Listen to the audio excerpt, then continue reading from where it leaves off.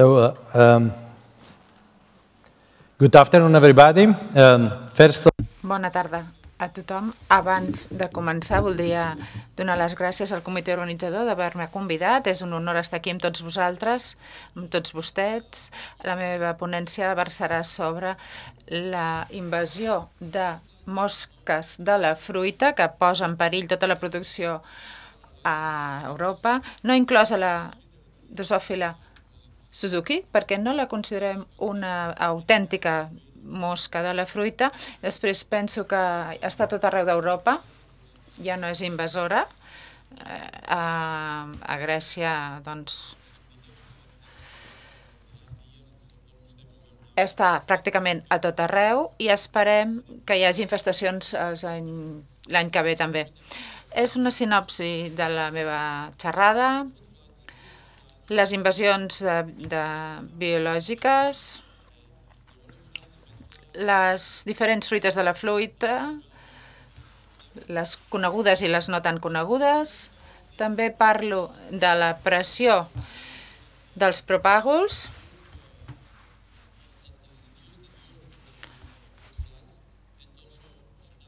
per culpa d'aquestes mosques de la fruita, i també l'expansió de l'àrea de distribució d'aquesta espècie. Al final intento recopilar totes aquestes idees i presentar una sèrie de suggeriments i perspectives de futur. Segons una definició molt àmplia, les invasions biològiques és l'expansió geogràfica d'una espècie en una zona que abans no ocupava. Les invasions biològiques es componen de dos passos. Primer, un ampli salt, és a dir, es desplacen a grans distàncies, a vegades entre continents, i després l'ampliació o l'expansió de la zona de distribució. Hi ha diferents fases en el procés d'invasió: l'arribada, l'establiment, fins que són autosostenibles, i després un procés que no és tan conegut, que és el de naturalització d'aquesta espècie invasora. Hi ha processos biològics i canvis genètics, adaptació, etc. en aquesta fase, i l'última fase és la de l'expansió, realment. Hi ha diferents estratègies que es poden aplicar a cada una d'aquestes fases. Aquí tenim les diferents mosques de la fruita. Hi ha 5 gèneres que són els de més importància ecològica: la mosca mediterrània, la Ceratitis capitata, la Bactrocera dorsalis, l'espècie Dacus, falta una fotografia perquè està en un altre grup, la Anastrefas, que ve d'Amèrica, i també la Ragoletis kerasi, que és la mosca de la cirera europea. I després també hi ha altres mosques de la cirera americana i del noguer americà que han invadit Europa els últims anys. A veure, però per què són tan importants les mosques de la fruita, espècies invasores tan importants? Diferents raons. Algunes són trets biològics. Les femelles posen els ous, el mesocarp de la fruita, i es necessiten uns dies perquè surtin les larves, a vegades unes quantes setmanes, determinades condicions climatològiques. Es necessiten diverses setmanes perquè acabi de créixer la larva, i tenim aquesta... Per tenir una infestació visible es necessita bastant de temps. Les espècies tròpiques són polífagues i multipultines, tenen una vida bastant llarga i una capacitat bastant alta de dispersar-se en diferents zones. Aquí tenim un mapa de la distribució global de les principals espècies de mosques de la fruita. És un mapa complicat, amb molts punts diferents, però jo el que volia subratllar aquí és que les mosques de la fruita es troben a totes les zones del tròpic. I hi ha un grup al sud-est asiàtic, l'espècie Bactrocera, amb moltes varietats, i després hi ha algunes espècies a Austràlia, també de mayflies.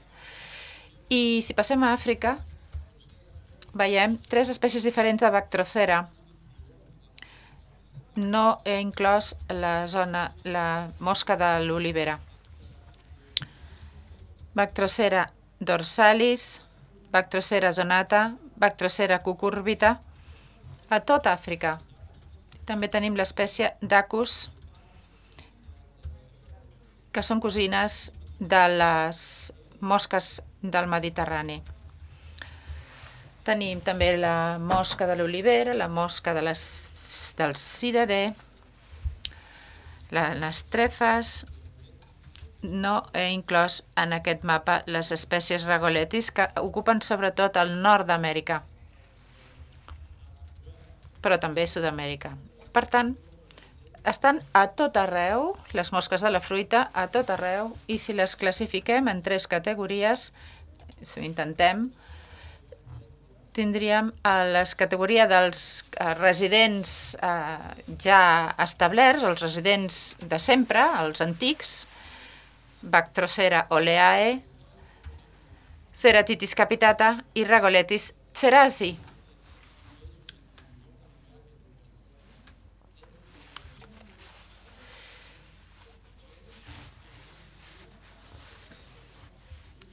Ara tenim la Drosophila Suzuki,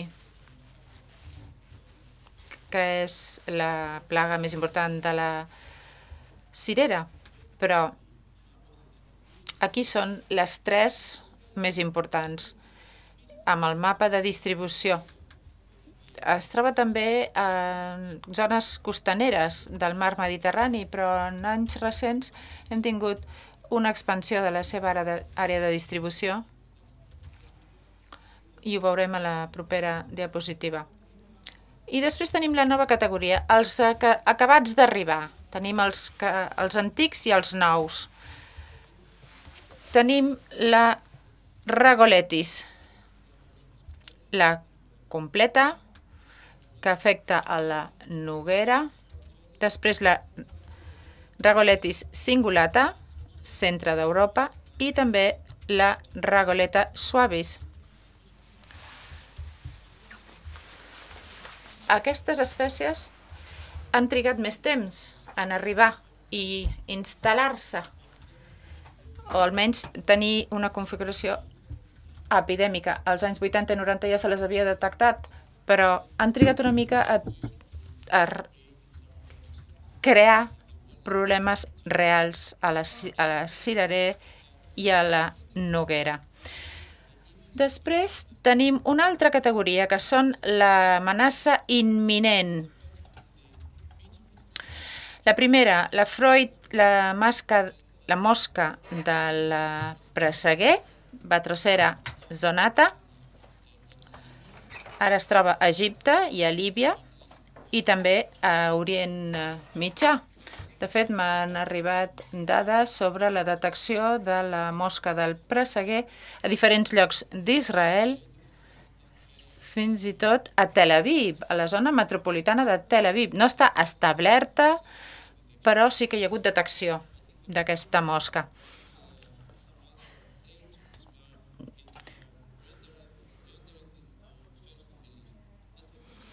La segona categoria és la mosca de la fruita oriental, que es troba a tota l'Àfrica subsahariana.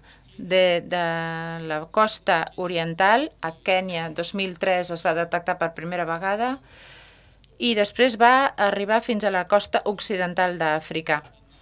I ara també es troba a Sud-àfrica, és a dir, una zona de propagació enorme. És la Bactrocera dorsalis. I la tercera és la mosca de la fruita d'Etiòpia.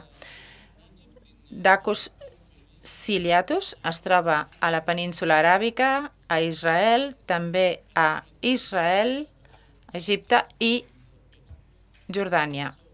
També representa una amenaça. Aquí tenim la distribució mundial de la Bactrocera dorsalis.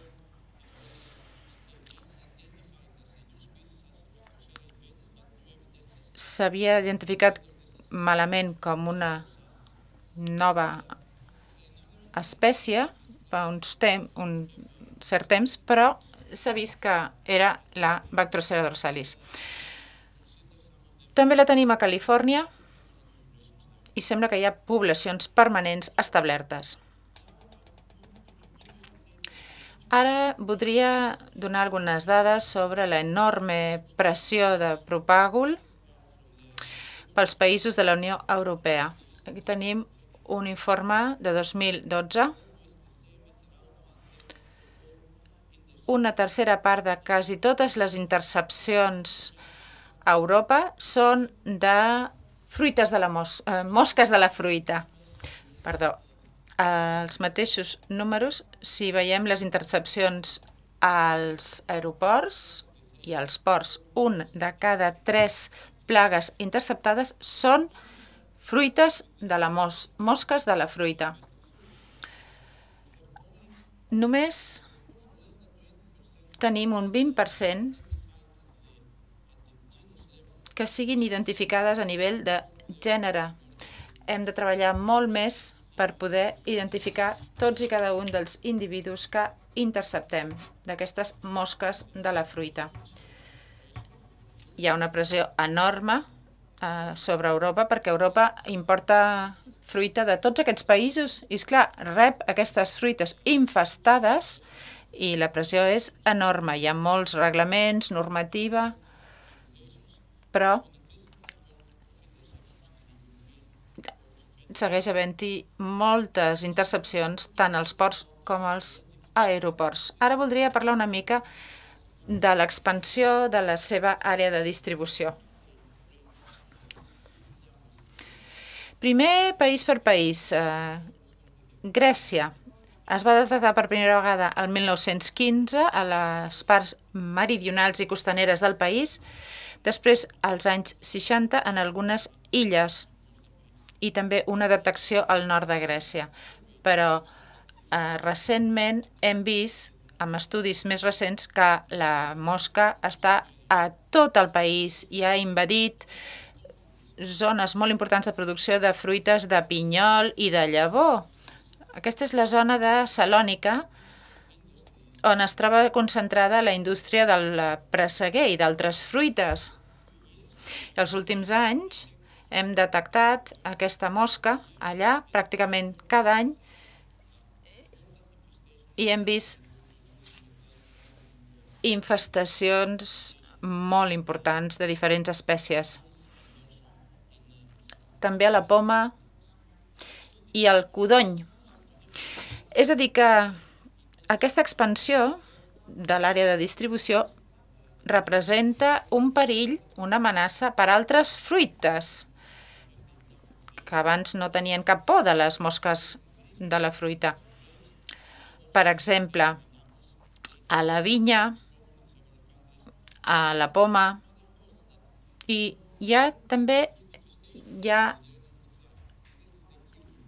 un altre hoste que és el kiwi. L'expansió de la distribució la tenim a diferents països d'Europa. Tinc alguns exemples que presentar aquí. Un és el de Romania. Hem vist els últims anys que s'ha detectat la mosca de la fruita, la mosca Medfly, a Romania, a la zona costanera, però també a Bucarest. Hi ha diferents poblacions, no sabem si podran sobreviure o no. I després hi ha una altra encara més interessant, una història que ve d'Àustria. Sabem que s'havia detectat la mosca mediterrània en països del centre d'Europa, però si veiem aquest diari,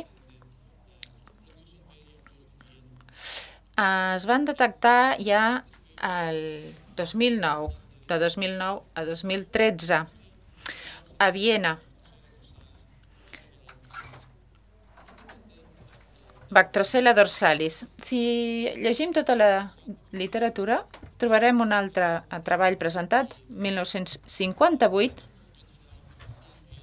que parla de la detecció de la mosca mediterrània. Ja de 1952 a 1957, les conclusions són la mateixa, que aquesta mosca té una població autosostenible. També, doncs, es pot reproduir i viure bé a països més freds. Es tractaria de saber com poden sostenir la seva població en aquests ambients més hostils. I el que passa és que poden sobreviure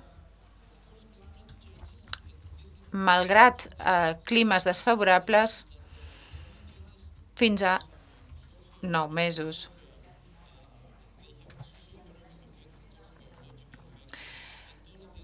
Perdó, 9 generacions. Per tant, també hem de tenir en compte el comerç de la fruita, els efectes biològics s'adapten molt bé. Algunes estan preadaptades a condicions més fredes de països del nord d'Europa. Per tant, aquesta dispersió de la mosca mediterrània als països del nord d'Europa i altres zones és una cosa que hem de tenir ben present. Els reptes que imposen a la producció de fruita doncs són que tenim el problema de plagues múltiples per la fruita. A Grècia no només tenim les plagues ja de tota la vida, sinó que, a més, ara tenim la mosca mediterrània. També tenim una temporada de gestió de plagues més ampliada. I també que hi ha zones afectades que no ho havien estat mai abans. Aquí tenim algunes perspectives de futur que m'agradaria compartir amb vostès. Hem de desenvolupar una xarxa europea i mediterrània per detecció d'aquestes mosques de la fruita. Hi ha iniciatives de diferents països, però no hi ha una xarxa unificada. També hem de publicar online aquestes deteccions. Hi ha organitzacions europees que estan precisament fent aquesta feina, però necessitem més eines pels científics per poder fer aquestes deteccions ben fetes. I també hem de insistir en que cal entendre la biologia de les petites poblacions que potser no es detecten perquè tenen poblacions molt restringides. Determinar l'afinitat genètica de tots els espècimens detectats i estimar també la repercussió econòmica de la invasió d'aquesta mosca de la fruita als diferents països. I també hem de tenir en compte el tema climàtic, l'escalfament global, per saber si aquestes mosques seran importants en el futur o no. I hi ha molts models diferents que ens poden permetre respondre a aquestes preguntes. I, en últim lloc, però no menys important, hem de considerar tots els avenços tecnològics per tenir sistemes de presa de decisions adaptats, fer projectes més grans